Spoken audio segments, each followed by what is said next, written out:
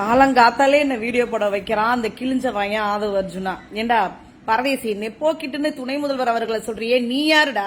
நீ எங்கிருந்து வந்த? நீ ஏன் உன் மாமனாரோட ஒரு மருமகனா தானே வந்து நிக்கிற? பணக்கார மாமனாரோட மருமகனா தானே வந்து நீ ஃபீல்ட்ல நின்று இன்னைக்கு வந்து அரசியல் களத்துல நின்று பேசிட்டு இருக்க நீனு. அடே பரதேசி, 41 பேர் செத்து போனது உங்க கூட்டத்துக்கு வந்து உன் தலைவனை பார்க்க வந்து அதனால இடிபாடுகளை சிக்கி நசுங்கி செத்து போனாங்கடா.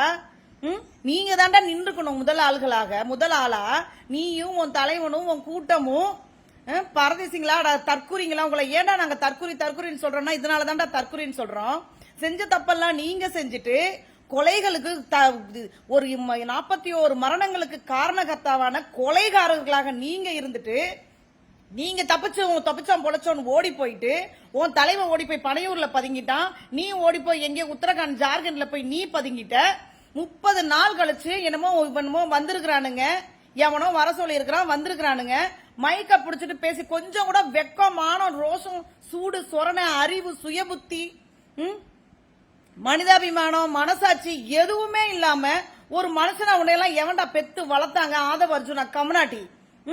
யாருடா கொலைகளுக்கு காரணம்? யாருடா கூட இருந்திருக்கணும்? அரசாங்கம் முதலமைச்சர் துணை முதலமைச்சர் அமைச்சர்கள் எல்லாரும் நின்னாங்க, அது அவர்கள் கடமை. ஆனா தார்மீக உணர்வு இல்லாத ஒரு மனிதாபிமானம் இல்லாத நமக்காக தானே வந்து நம்ம செத்து போனாங்களேன்னு அவங்க கூட இருக்காம தன்னோட உயிரை காப்பாத்திக்கிறதுக்கு ஓடி போனீங்களாடா நாய்ங்களா?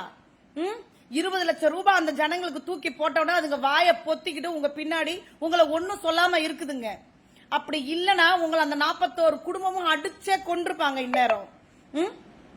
அதையெல்லாம் உங்களை வந்து அதுல இருந்தெல்லாம் காப்பாத்தி உங்களை வந்து நல்ல பேர் வாங்க வச்சாரு தமிழ்நாட்டின் முதலமைச்சர்.